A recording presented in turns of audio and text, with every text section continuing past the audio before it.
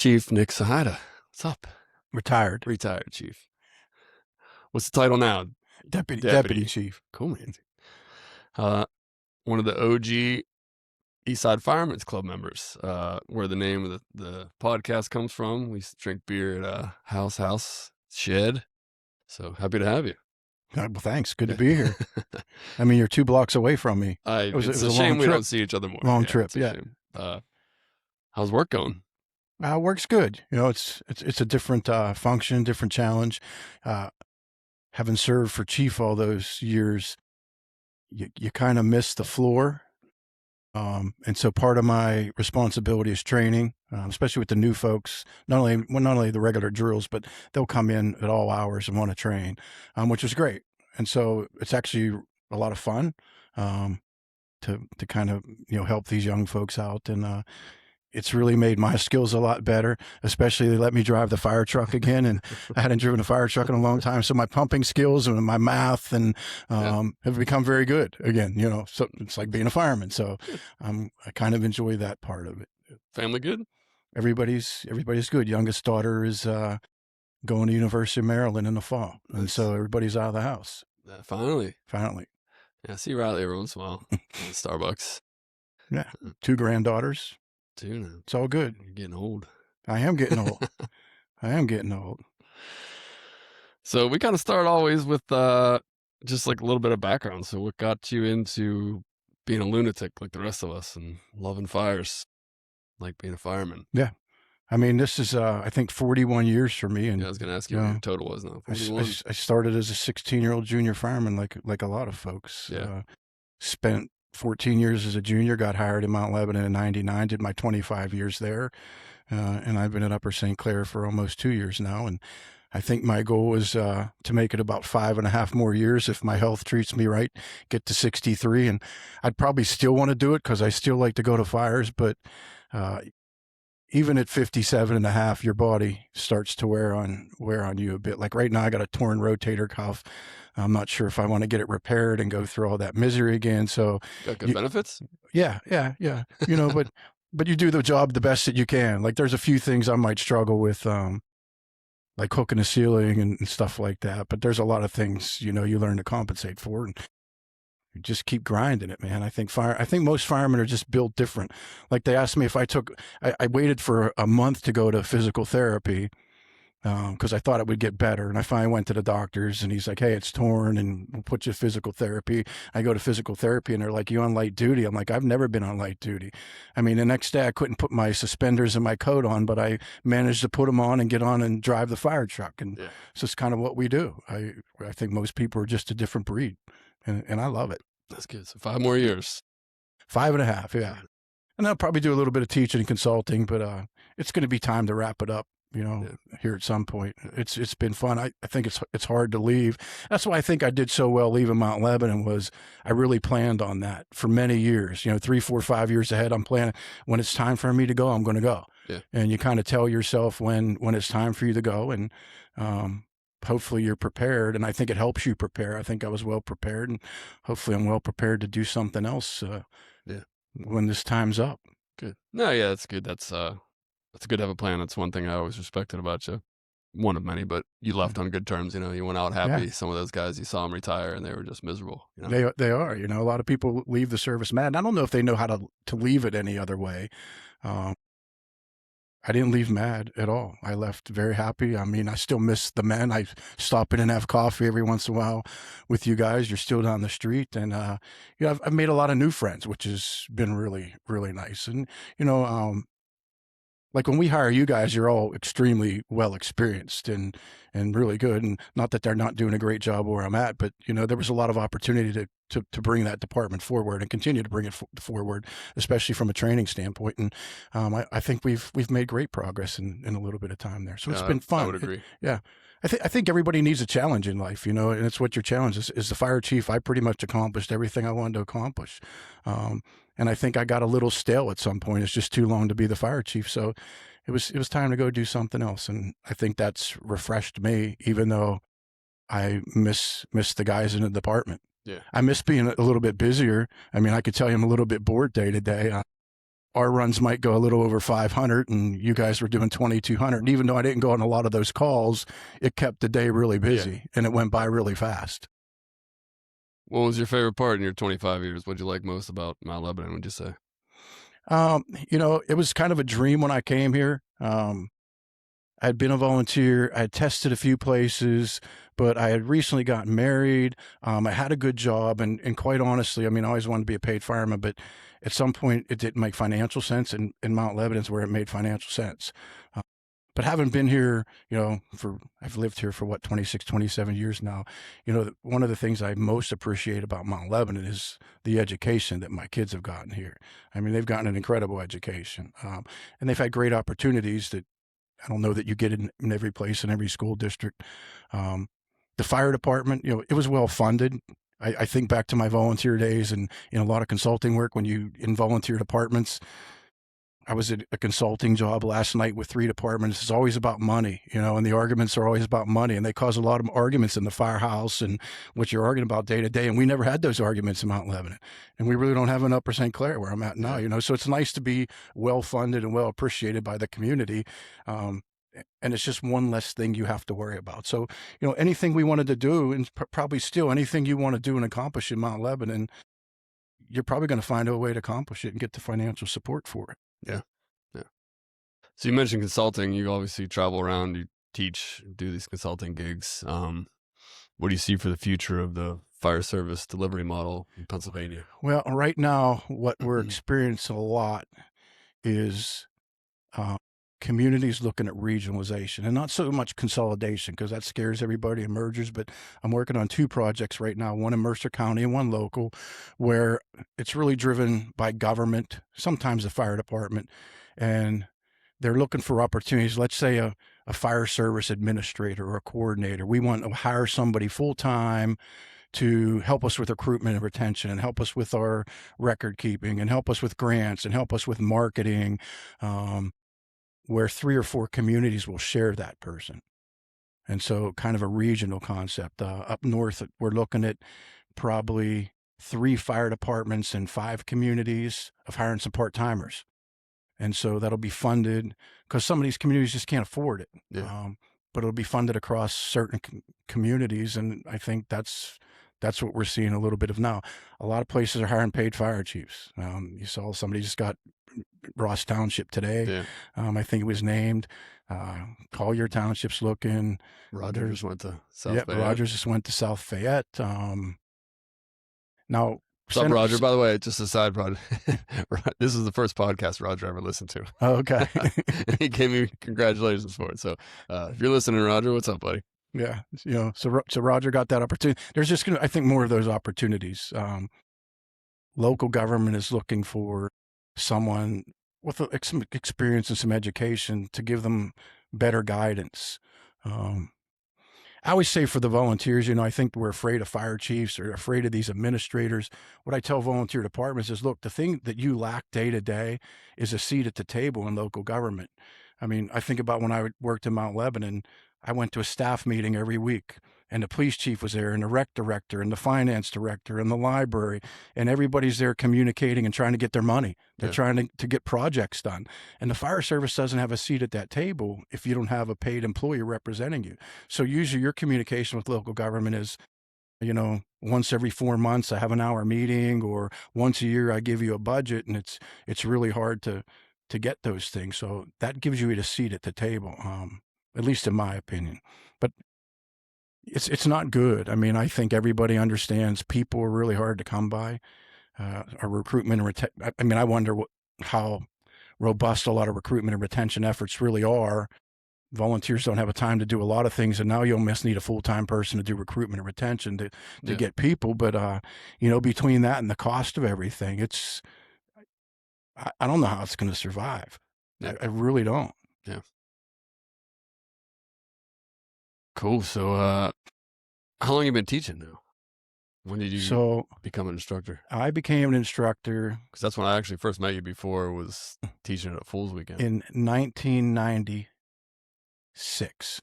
I became an instructor about not quite a year after Bryceland Street, and I distinctly remember that because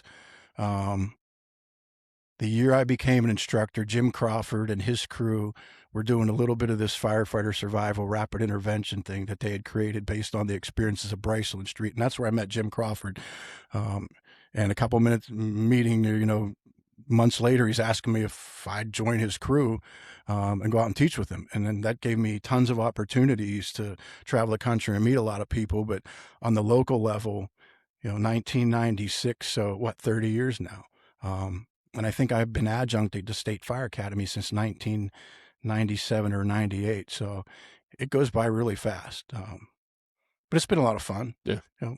And I always tell people, when we go back and talk about people like Jim Crawford, I think people that make other people successful, or you got to find good mentors. I've had tons of good mentors, just people that I've met that took a interest in me and invested in me, their time and energy. And that's kind of what I like in St. Clair now, is I have that opportunity to invest in people and mentor them a little bit. And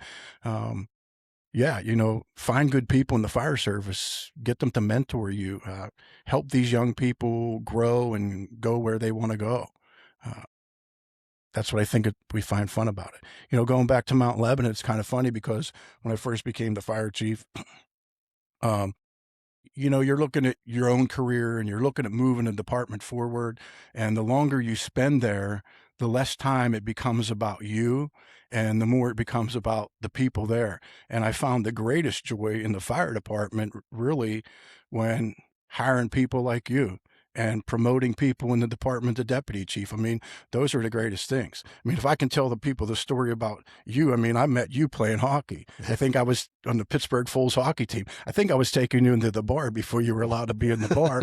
But you played on our hockey team and I met you, and, we had a good relationship, had fun playing hockey all the time. And then, hey, you applied for this job, and man, I was thrilled to death when you got hired, and I was thrilled to death to give you the opportunity. It's exciting for me. And then here you are, a deputy chief all these years later. So, those are the things that should be exciting. Yeah. Awesome. Well, thank you. Mentioned the Fools. There's like a revamp now, huh? There's a revamp of the Fools. Yeah. So, the Fools were started probably 2000, 2001 on an RV on a trip to Brantford, Connecticut to teach RIT. And there were probably 12 of us on the RV. Now, 11 of us drank heavily. One person was a designated driver, but the International had already started the International Fools. And we had a friend from Peters Township that moved to Florida, Bart Simpson, and he was a part of the founding International Fools. So Jim Crawford was the first president, and I was the first vice president, second president of the Fools. And we just named the people on that RV to different positions and put in the paperwork and started the Fools chapter. And really the Fools, it's all about the brotherhood and training, is really what the guiding principles are. And so they've done really well for a long time. I mean, you figure, 20 some years. We were the largest chapter in the United States at 465 members. I found that out a few months ago. But because it's like mostly New England, right? Is that? It started in Florida, but there's chapters everywhere. Yeah. I mean, there are really chapters everywhere. And a lot of the chapters, like we did very early, if you remember, probably back in 2005 and 6, we had the ultimate training weekend out at Western Center. Yeah. And I mean, we had all these facilities and all these big name instructors coming, and you're much like the Jimmy Ellis weekend now. You're able to bring in all these big names to teach all these great courses that you can't get on the local level at the State Fire Academy, and they bring a lot of experience. You bring it on the local level. And so we did that. We sponsored the hockey team, 2 hockey teams for the longest time, right? I mean, I think we probably played for 20 years. Travel trips to Cincinnati and Columbus. Very serious hockey. And it was fun. The focus was the hockey for sure. And a lot of late night beer drinking. Yes. But, so, at one point it moved up north a little bit, and Danny Stack ran it for the longest time. God bless him, miss him. And then Danny Bart, and I don't know what happened. It's people, everybody wants to do the right thing, and they did. I think sometimes people, maybe there weren't enough people, they volunteer for a position and they just don't have the time to do all these positions. So some things got dropped, but fortunately, Danny Barr was one of them. He stepped up I have to give Robin Evans a lot of credit. I mean, I've known Robin for 20 some years. She was the vice president of the Fools, I think, when I was the president. And the thing about Robin is you give her a job to do, she does it. I Yeah. mean, she's done so many fundraisers for different She's things in in the St. Clair past. now, right? Yeah, she's done so many fundraisers. You know, if you say, hey, whether it was with the incident with Brian Chalfont or back when we did the Bobby Wasick charity hockey game, I Yeah. mean, she does a phenomenal job of that stuff. And we put together a new board.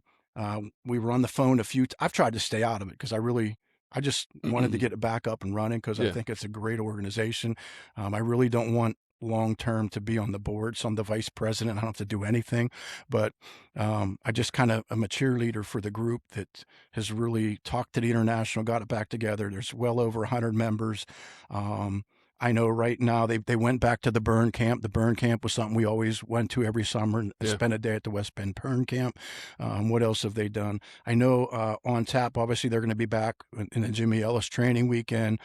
In February, I believe, we're going to have Michael Dugan, if you know Michael Dugan, retired captain from 123 Yeah, I don't Truck. know him personally, but Yeah, I'm sure and Matt does. big old Yeah. Irishman, you know, and Mike was one of my mentors. I had just met Mike through training with Jimmy Crawford. I remember Mike, you know, at one time, and there's obviously the famous picture of 9/11 with the three firefighters raising the flag on the rubble, but there's also a second famous picture of a guy. It's kind of on his back, and he's on a ground ladder, and he's hanging a flag off a light pole, and that's Michael Dugan, big old Irishman.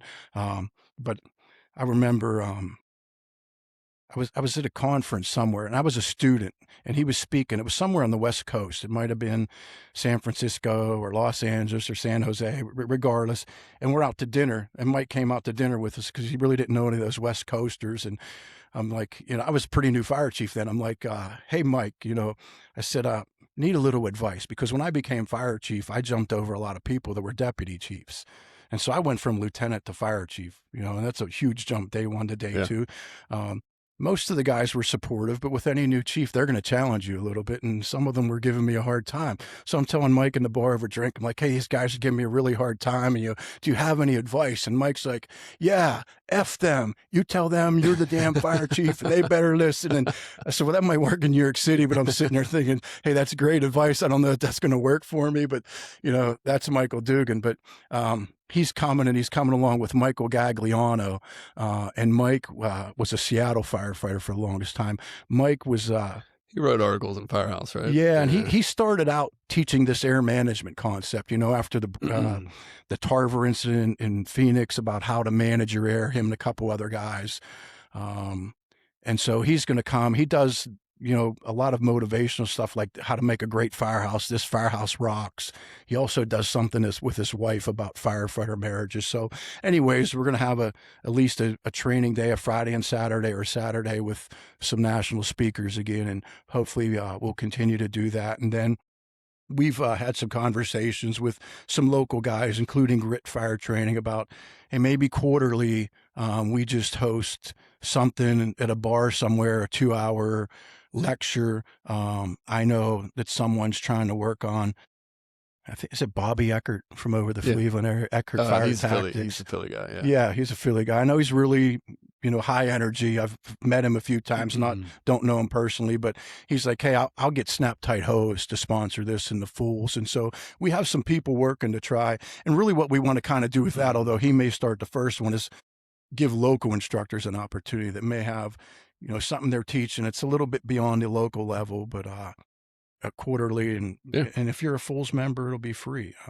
So I've been a member for a while, but are we still supposed we pay dues?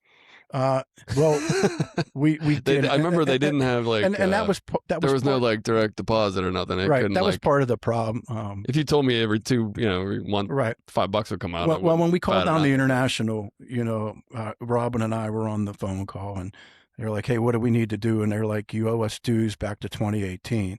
And we hadn't collected them. Yeah. And the international, again, they wanted us to be successful. They gave us a big break on, as the largest chapter, they were supposed to charge us like $500 a year in back dues. And they said, we're going to charge you as the smallest chapter of $75. And fortunately, that's cool. The Fools aren't wealthy, but they had some money in the bank. So they have some money to do things to to get it back on track and do some things. But yeah, I think so. Right now, you go online. I think it's $25 or $30 for your first year. You become a member, and part of that is you get a card from the international. So a portion that goes getting you registered with the international. That might be $20, but you never register with the international after that. So after that, your dues are a little cheaper, I believe, and you get a card for the inter. So like you're still a member of the international.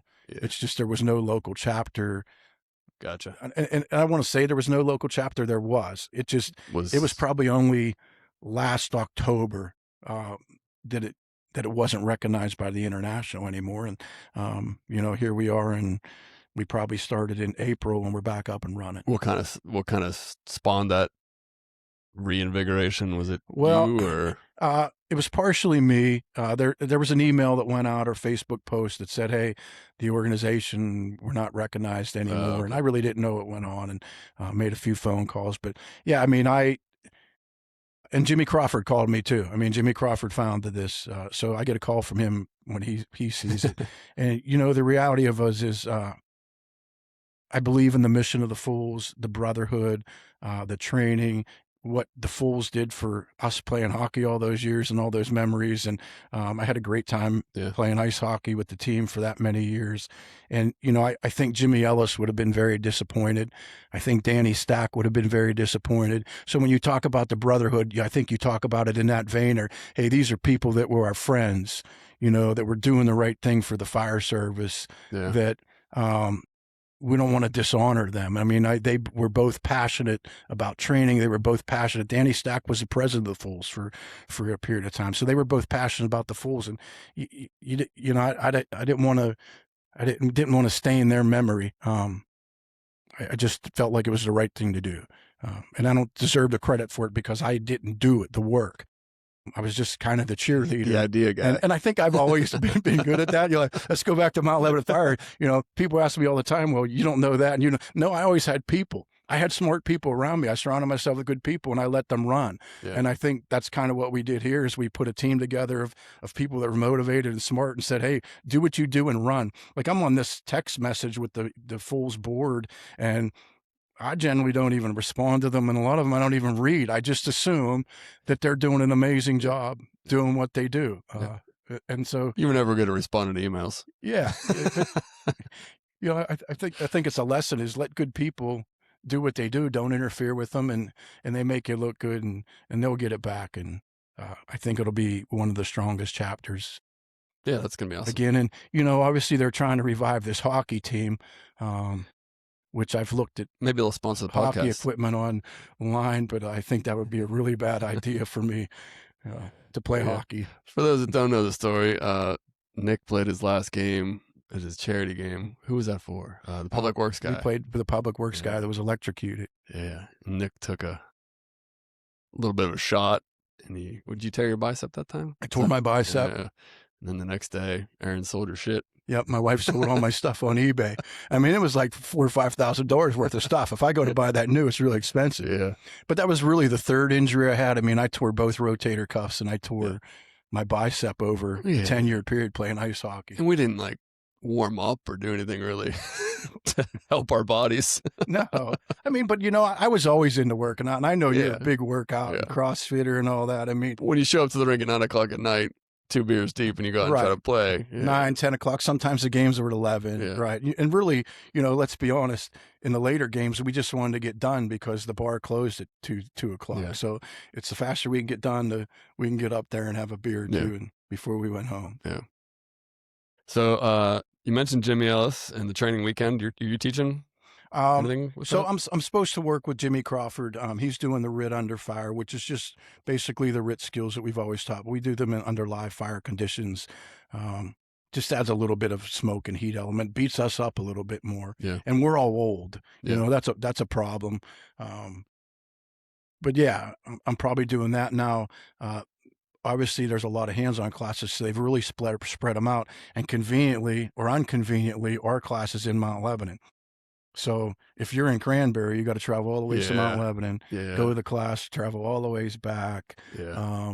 I think there's a class at Washington County Fire Academy, but it's worth it. And again, the the cadre of instructors that are coming in and the things that they teach are just fantastic.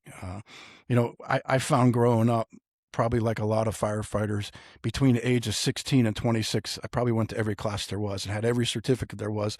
And I thought I knew a lot. And then one day someone said, it was a job that I worked in private industry and hazardous materials. They wanted us to teach for the company, and they're like, hey, we want you guys to become an instructor. So we conned them to sending us to the State Fire Academy. But when I get to the State Fire Academy for the first time in like 1994, I'm like, wow, this is amazing. Yeah. We're going to fires here with 2 guys on a hand line. I go to structural burn classes back home. There's 4, 5, 6 of us on a hand line, knock the fire, restart it. And so it was way more realistic. And I'm like, wow, there's so much more for me to learn here. There's another level. And then when I went to Mount Lebanon, they said, do you want to go to the FDIC? I said, sure. What's that? And he says, well, we're going to send you to hands-on training. And I went to the Rapid Intervention Saving Our Own program, I think. And, it was like, this is incredible. There's all this out there. So there's always this higher level of knowledge. Yeah. I think, I enjoy, but I'm going to teach people what I know and some of the street skills, but everybody has these different street skills and different experiences, and they come up. Some of these instructors are really brilliant. I never considered myself that, but they just have these great ideas, or they start a great conversation. I'm really into following this group, the search culture, and I forget the gentleman's name, but it's an open conversation. They ask a lot of questions, and they're pulling in data about search, and it's like, wow, this is really incredible. And I've always been data driven. So, that, the survival, the search stuff, now they're looking at the Mayday projects up and running again. Yeah, I saw somebody took that back over. Yeah, Jimmy Crawford took that, and Aaron Heller from On Scene Training Associates. And, obviously UL Fire Science Research Institute, a lot of data, a lot of research has driven a lot of decision making. So I really like that. But, yeah, I mean, just the instructors are incredible, and what they teach is incredible, and it gives you a different way of looking at different things. It may not work exactly for you. I always said this, when I go to FDIC, I'd go all the New York City classes because they had great stories and great videos, and they went to a lot of fires. The reality is I'd come back and assess that, though, and it's like, I'm never going to be able to do that. I'm still going to your class because we're talking about fires, but I can't do that the same way. So you have to understand, you can learn a lot of stuff. It may not apply the same way, but obviously Matt Spindor, forcible entry, and there's great forcible entry classes up there, but what he's taught me about forcible entry from his experience in New York City, I would have never known if someone wouldn't have brought that material to me. Mm-hmm. You're not going to learn on a local level. So that's the opportunity I think that you have locally. Going up Friday for the speakers? I would like to, if my boss lets me off on Friday. All right, Ted, let's go. Well, shameless plug, those listening, we're going to be there, Eastside Fireman's Chat. Thanks to Sean. We're going to have a table. We're going to try to do a little live stream, pull some instructors in, and so I'll be there Friday. Yeah. We'll have beers. Yeah.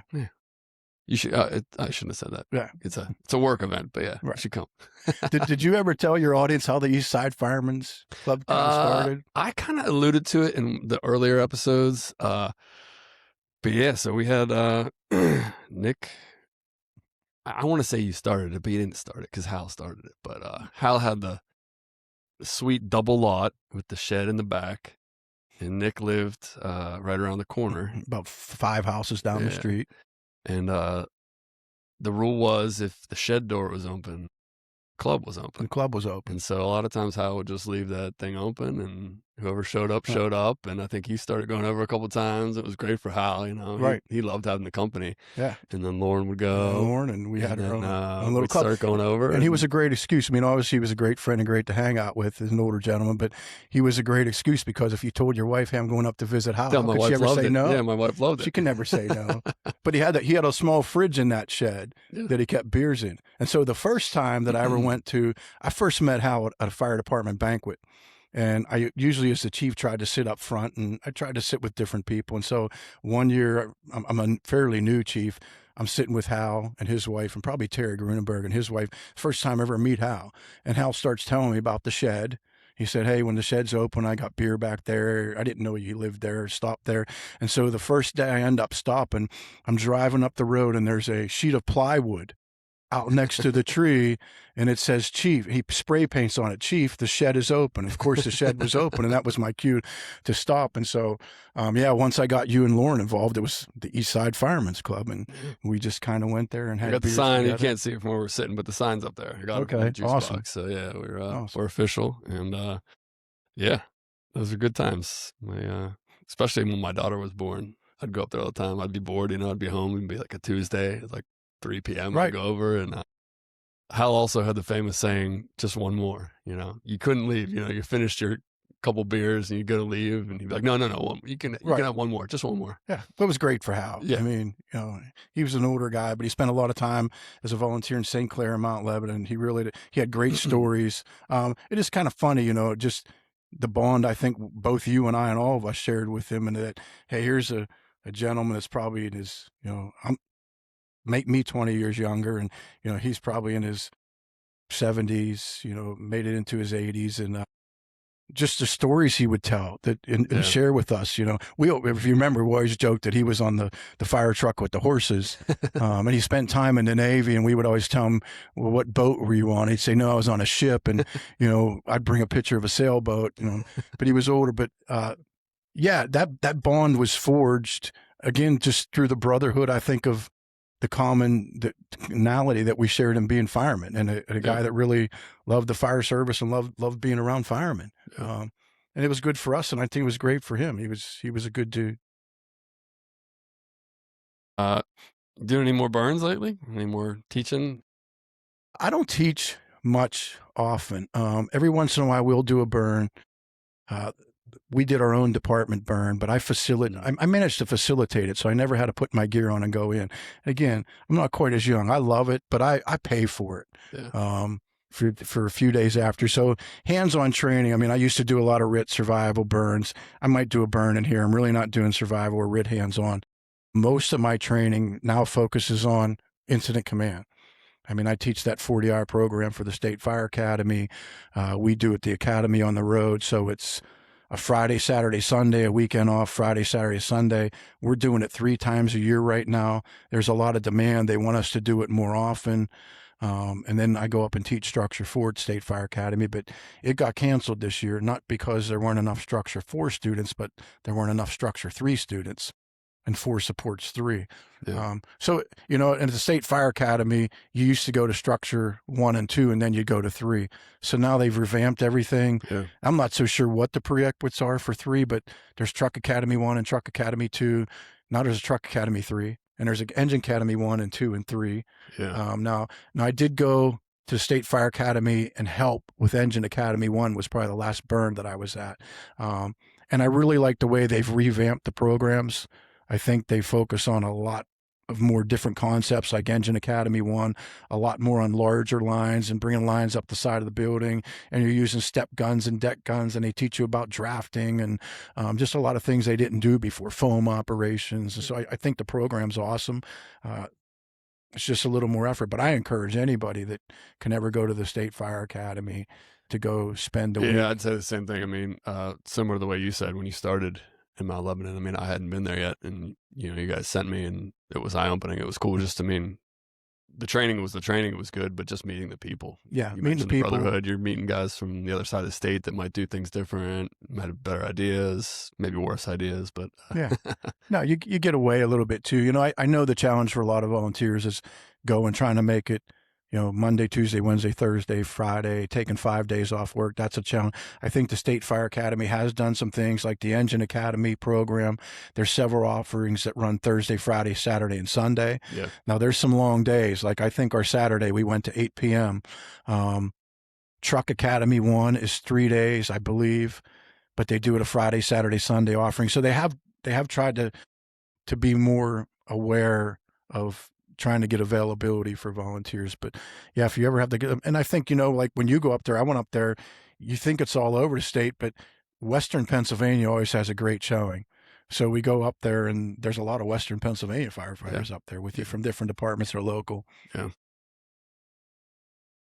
Cool. What else is cooking in the future? Anything? No, I really can't think of a lot. Yeah. Just grinding away and trying to make it 5.5 more years. So we kind of always end with a little bit of advice or words of wisdom, but your son's now in it now too, right? Nicholas, is he still involved? Yeah, he had our first we had a baby, Yeah. so it's our first granddaughter, and he's been pretty busy with that. So he never got overly involved. I mean, he did go and get his firefighter one. I don't know if he'll come back. I think you tell.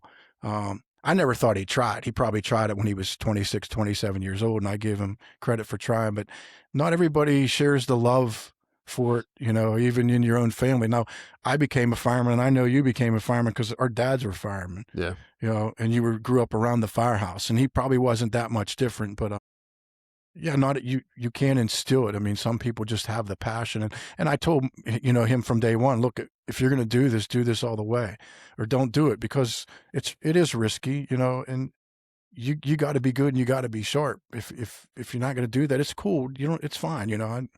I don't care, but um, so What we'll see what advice he would you does. give somebody coming in nowadays? You know, Young buck in essentials. I see a lot of people. Well, unfortunately, like when we do essentials now, and I really don't teach essentials. I'll tell my story. I taught essentials for a long time, and I went one night. I was filling in for Mac, and we were teaching rope, and there were about 6 14-year-olds in the class. And I left the class that night and said, I'll never teach essentials again because those 6 14-year-olds broke me. Dude, that's young. I know. I have gone back a little bit, but I facilitate the program for Shake Hawk. So Yeah. I just schedule it and kind of run it. And the first night, I don't know that we had to do this, but now we have a code of conduct. And just telling these young folks when they come into the class that you're expected to be on time.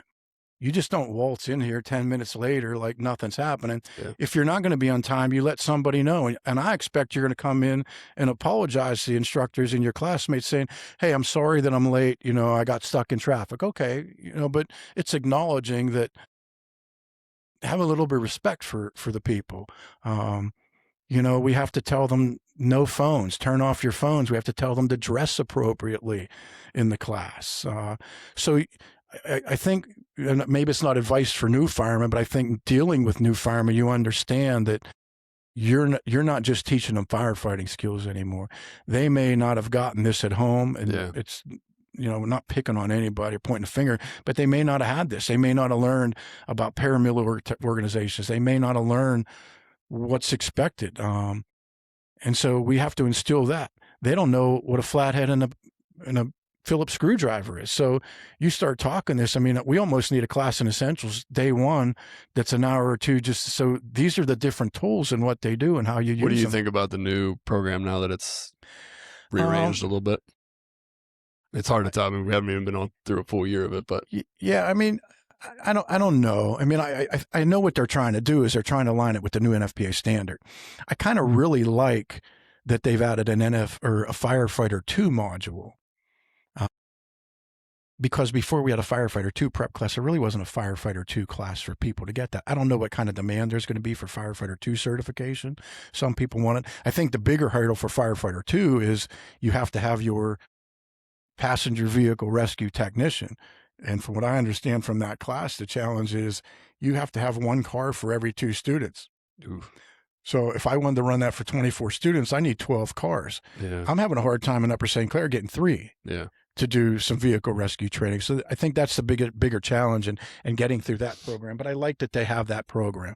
I think the challenge for us in the Shake Hog is we really spread what used to be modules 1 through 4. We really spread them out to try to make it easier on the student so they have less time commitment and it's easier to do that with their home life and get through the training. But yeah, we'll see. I mean, the order is definitely different. Like the order is different. So they haven't touched ladders yet. Right. And we like used to, second half of the year. we used to do module 4. We would do modules 1, 2, 3 in the spring. We would do module 4 in the fall. Yeah. So we would start that in late September and be done in November. I mean, it's 48 hours.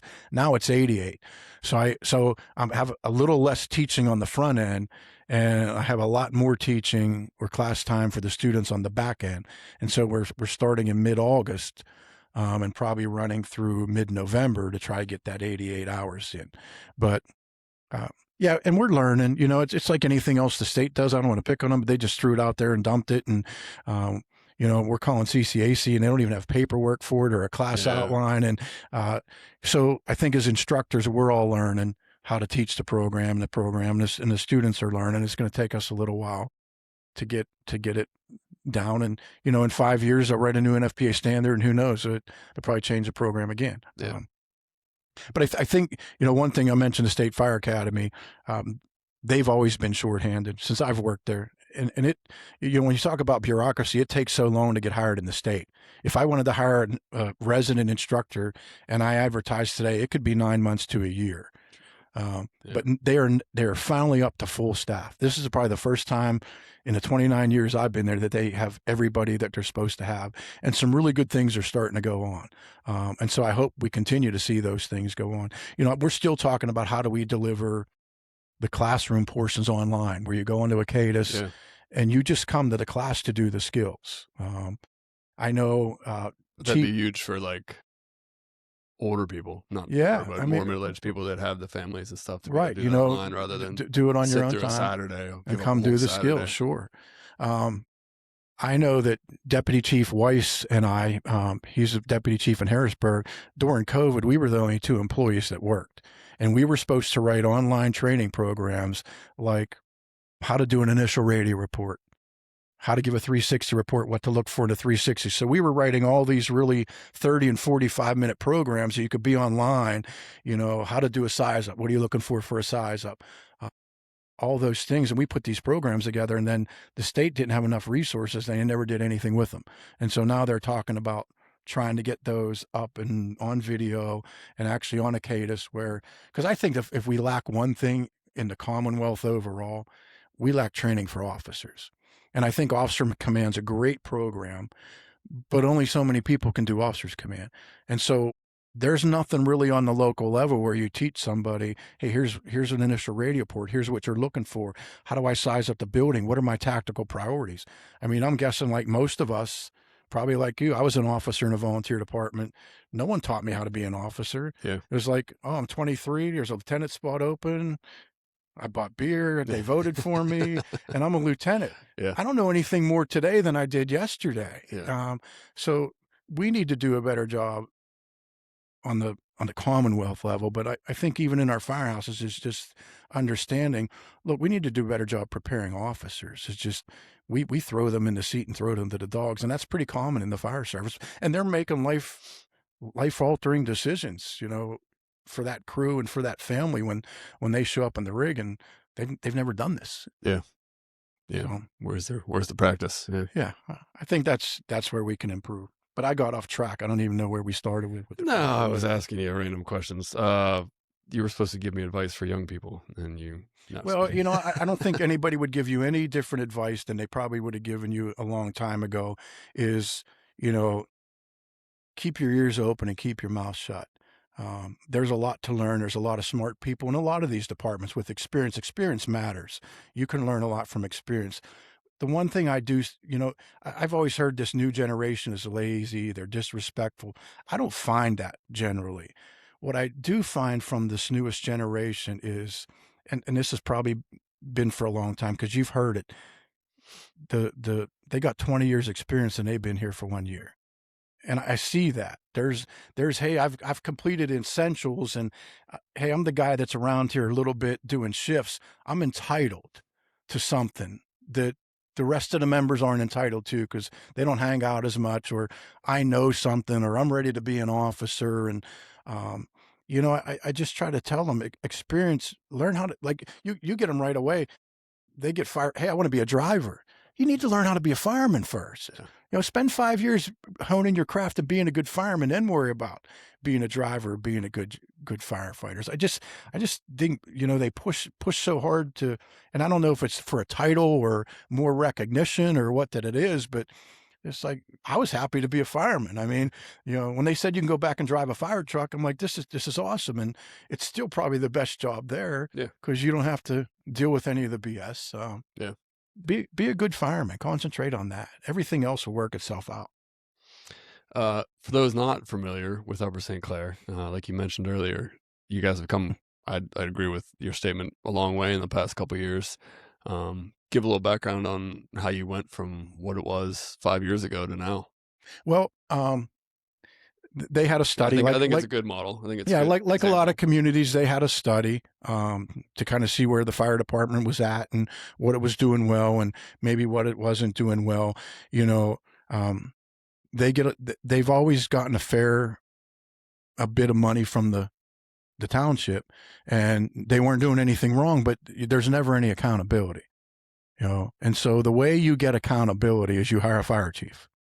And so that's what they decided to do. There were 11 recommendations in this strategic planning report. It was a strategic plan, and I think to date all 11 have been implemented. Switching from our own dispatch to the county, that was hard, but that was a huge improvement for us Yeah. and a huge jump. Politically, it's a little hard. Um, Not for us, but the elected officials, and they had sunk a lot of money into their own dispatch center. And now they're going to tell people, well, we're letting the fire department go. And so I get that. It was still right for us to leave. But you hire a fire chief, and all of a sudden there's accountability. Now, the department now has a seat at the table because there's someone communicating with management all the time about what's going on in the fire department. So he came in and made a lot of changes, and he did good. And then they hired me, and my job was originally fire service coordinator. It was really to focus on training, which as a chief, you don't have enough time to do all these things. It's quickly overwhelmed. And even him as the chief, when you're one person, he was doing the truck checks every day. He was doing a lot of stuff on the Yeah. floor, Yeah. in addition to try to be the chief. So I picked up a lot of that stuff. But I do run the Monday night drills. Volunteer onboarding was a big one. Marketing, recruitment. Like when a volunteer comes on, I always want to be squared away. And for them to think, hey, we're professional and we kind of know what we're doing. And so, nowadays when you come on, I have your key, I have your access code to the computer, I have your um, everything you need to do for training. Here's your pager, here's your gear locker, here's your mailbox. Let me get all your gear. And so we're very streamlined and I hope professional and look professional when people come in the door and we onboard them. We've developed operator training programs. We developed a Proby book. We updated all of our standard operating guidelines. And he implemented a stipend program like a lot of fire departments are doing nowadays. I think it's a great program. We might get 35-40% participation, so we're not feeling. But what I think between me being there and the staff, the stipend firefighters, and even if you didn't have me, if you're in the department with stipend firefighters, because people are there and are usually have a little bit of experience, more people start hanging out. Yeah. They just inherently do. I mean, they used to say you go past the Upper St. Clair Fire Department, there's never anybody there. This afternoon, I think I'm there, and I got myself, the chief. Now, we just hired a fire inspector. I got a volunteer on shift. I got the fire inspector. There's probably 3 or 4 volunteers just hanging out because people were there. Yeah. And so I think that's had a significant impact. Now, I've always found that there's a good side and a bad side to the duty shifts. And I think we experienced this in Mount Lebanon. You know, once people start doing shifts and they're getting paid a little bit, who cares about the pay? But they get some of their credits that way. They're not coming off duty. Yeah. I've already gotten my credits. Yeah. And so we've experienced a little bit of that is, like at night, it's a little bit difficult, especially for the wire down or the fire alarm or to get people to come out and they have their credits. So that's the danger is trying to manage this to have enough people still to respond off duty. But yeah, no, it's been really good. And, and I think like in many communities, whether it's perceived or real, there was a lack of trust between the township and the fire department. The township really didn't know what the fire department was doing, and I think the fire department. I get this a lot of fire departments. We don't trust local government. That's kind of gone away because you have a chief that's kind of managing that, and so the township has been more willing to give us more funding. They got a brand new pumper, they just got a brand new ladder truck, and so things that were probably left undone and the township was hesitant to maybe fund, they're not hesitant to fund anymore. Yeah. And our next step, quite honestly, is probably a couple full-time staff. We talked about that problem at night. it's not just a number of volunteers. We're not located in a great position where, in reference to where the volunteers live in the station Yeah, it's organization. tough. I've noticed that a Yeah, lot with the we're switch to the yeah, county. You're getting reach-owned a lot, and we're it's real. not. We're just It's no really knock on you yeah, guys. It's we're just really it's slow at far. night. It's You know, far. you're really slow, and then you need a driver, Mhm. and so for us, it doesn't sound like a huge thing. And obviously, we'd like way more firefighters. Everybody would, but if we can get one firefighter 24 hours a day that's there to drive the truck at night, then you get a crew a little bit faster. You get out the door. You always have somebody that they not only be a firefighter and a driver, but they'd probably be a little more experienced. You know, the great thing that we've experienced in Upper St. Clair is I've probably brought on, since I've been there, I shouldn't say I brought on, we have brought on probably, we're at 21 new volunteers. Wow. So half of this department has less than 18 months experience Yeah. of people that have gear. It's a great problem to have, but we're very inexperienced. And so someone just being around, you know, that truck can go out with a guy that's a new driver that's been there 4 or 5 years and two or three guys that have 18 months of experience. Um, so our goal is to shore that up, but obviously that it's going to be incumbent upon us selling our message to the local government to get them, you know, and again, I'm very data driven, so I keep all this data to try to make this argument and make this sales pitch to say that this is would help us and this is how it would help us. Yeah. I think it helps too to hire the right people. When I was talking to Scott, Steve about this the other day, but uh, yourself and Chief Hale. I mean, you have good reputations. You're good workers, so I think that drives those people to want to be around you guys to learn more, and as opposed to Yeah, some schmuck. I mean, I think once they're there, but you know, you recognize. I mean, they don't know us from anybody when they first show up. it's But true. Yeah. if you're there for a little bit, I Yeah. think you know. And I've always said this: your culture is so important when you're talking in volunteer fire service organizations. Your culture is probably more important than anything. The people feel welcome. They feel like you're investing in them. They feel like you have the time to engage with them. I always said, you know, even in Mount Lebanon, there's between career and volunteers, there's 70 people. I wasn't best friends with everybody, but I treated everybody with respect. I valued everybody, and just that I think goes a long way in the culture. And we expected that from everybody in the organization. To look, we're going to be respectful of everybody that walks in the door and tries to do what we do. They're not all going to be as good as you or I or somebody else, and I may not like some things about them, but it really doesn't matter. If I can turn them into a good firefighter, that's all that matters. So, do we treat people well when they come in the door? You know, I always said I grew up in a firehouse where, and every fire department still has them. There's a bunch of old guys. I'm not picking on them, but they're in their 70s, and all they do is sit around the table and bitch at one another and talk about people. So if I'm a 25 or 30-year-old and I come into this environment and they're like, oh, so and so, he's this and they're this, Yeah. and you know, you're like, why do I want to be a Well, part of yeah. this? Yeah. If I wanted to get bitched at, I could probably go home, you know. And so those are the kind of things we kind of need to eliminate to make a great culture where people want to be there. They feel valued. You know, I just think it's important. So those successful departments, you know, they're retaining members because of that. I don't know that it gets somebody in the door, but once they get in the door, they stay. Well, any advice for a middle career fireman just asking for a friend? That's asking for what? I'm asking for a friend. Oh, Advice, yeah. a middle career fireman for that's for the friend. You know, obviously the thing about and it's a luxury that you and I have is, you know, when you come here, you're going to work till you're 25 years and get a pension. You know, my advice would be, hey, when it's not fun anymore, or you know, go find something else to do. But you and I couldn't do that, and I even reference that as a chief. I think the sweet spot for a fire chief, career volunteer. I mean, some of these chiefs, volunteer chiefs, have been chiefs for 30 years. 10 or 12 years is a sweet spot. You see a lot of career chiefs that are 5 to 8 years. Yeah. I was 17 years. It was too long. It was probably too long for me, and it was too long for the organization, in my opinion. But I couldn't go anywhere because I had that pension. But I tried not to be that guy. I probably became a little less motivated and ran out of things that I wanted to accomplish. But yeah, the middle guy in your career is, you know, don't become the guy that leaves mad. We just said about Yeah. that. You know, Yeah. find something, find a reason. And I think the reason that we can find, and the thing that we can find is those below us and those we work with. I mean, I really do. I found a lot of satisfaction in that later. You know, I tell this story a little bit, and it was kind of eye opening for me because whenever I would interview anywhere, and I've had a few interviews, and I do a lot of interviewing. There's usually a question about what are your strengths. So I would always go on and find a strength finder, because most people say, oh, my strength is I'm on time, I'm a hard worker, I want to serve the residents. Those are all kind of canned answered. Everybody says those. So there's a book called Now Discover Your Strengths, where you can go in and take a test and it tells you what your 5 or 6 predominant strengths are.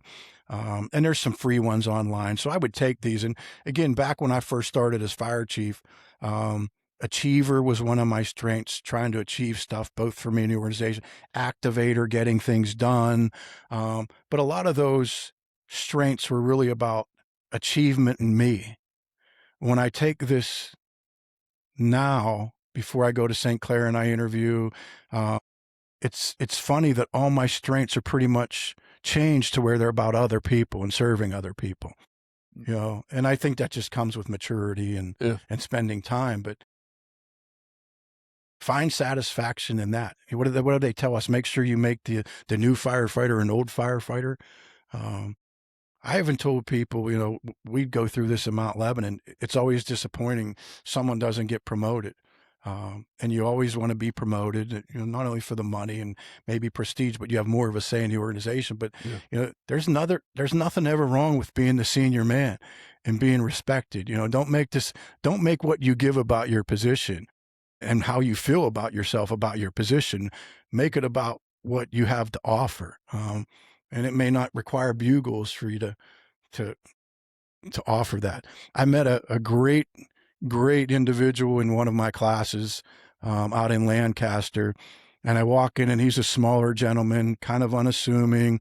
And you go around and you introduce yourself, and he introduces himself, and he says, hey, my name is Robert Roberts. They call me Bob. I'm the senior man on, I think it's Truck 11 in Washington, D.C. I've been there for 22 years. And you're sitting there thinking, wow, this guy has a lot to offer, and he probably has a lot to offer this class. Now, he came to our class because he wanted to get promoted to lieutenant or acting lieutenant. And I think he just got promoted, but here he is at 20. Bob, shout out, Bob. Shout out, good dude. But here he is 23, 24 years later, just getting promoted. But I know he had a ton to offer that organization, those people that worked on that truck with him. This dude was just squared away. So I think there's a lot of pride in being the senior man, or there can be. Everybody wants to be an officer, right? I get it. Once you're there, I've been there long enough. I don't care to be an officer anymore. Golfing anymore? I've golfed a few times, but I don't have nearly as much time off anymore. I used to have a lot of time off when I was the fire chief. I don't have a lot of time off. And then, I got injured. I tore my rotator cuff again back in April. And so I'm trying to rehab that. But yeah, not a lot of time for golf. And I wasn't very good anyways, but I enjoy it. It was like fool's hockey. Yeah. It was about the golf. Yeah, no, I was pretty good at hockey. Maybe I had good teammates around me. Again, surround yourself with good teammates that make you look good. Mostly me and Bob Vlasic. We held it down. Well, cool. Hey, I appreciate you coming and appreciate it. And like I said, the Eastside Firemen's Club is named after the Eastside Firemen's, or the Eastside Firemen's Chat was named after the club, which you were a founding member of. So cheers, buddy. Cheers to you, brother. Thank you for having me. And cheers to all you brothers and sisters out there. Be safe and keep doing it. Yeah, I hope this worked. This is our first video episode. So if I messed it up, Godspeed.